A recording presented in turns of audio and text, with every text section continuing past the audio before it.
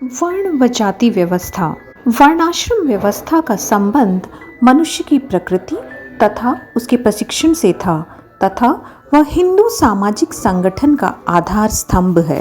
वर्ण शब्द का तात्पर्य वृत्ति या व्यवसाय चयन से है। ऋग्वेद में वर्ण शब्द रंग के अर्थ में प्रयुक्त हुआ है, जहां आर्यों को श्वेत वर्ण का तथा दासियों को श्याम वर्ण का बताया गया है। वर्ण व्यवस्था की दैवीय उत्पत्ति संबंधी सिद्धांत का उल्लेख ऋग्वेद के दशम मंडल के पुरुष सूक्त, महाभारत के शांति पर्व, रामायण, भगवद गीता, विष्णु पुराण, वायु पुराण, मनुस्मृति में मिलता है।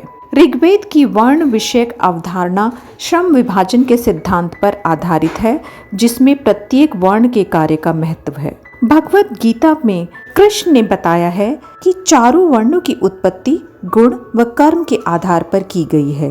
वायु पुराण में भी पूर्व जन्मों के कर्म को विभिन्न वर्णों की उत्पत्ति का कारण बताया गया है।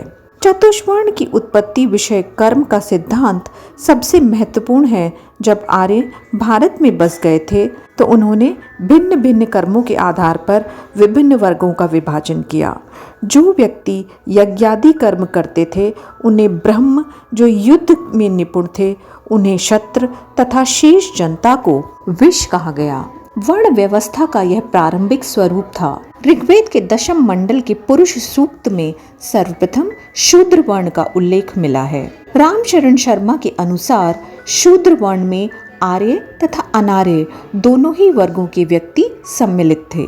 आर्थिक सामाजिक विषमताओं ने दोनों ही वर्ग के श्रमिक वर्ग को जन्म दिया। कालांतर में सभी श्रमिकों को शूद्र कहा जाने लगा। अथर्ववैदिक काल के अंत में शूद्रों को समाज में एक वर्ग के रूप में मान्यता मिल गई। महाकाव्य काल ईसा पूर्व 5वीं शताब्दी तक आते आते वर्ण व्यवस्था का आधार कर्म को त्याग कर जन्म मान लिया गया तथा वर्णों के स्थान पर विभिन्न जातियों की उत्पत्ति हो गई। धन्यवाद।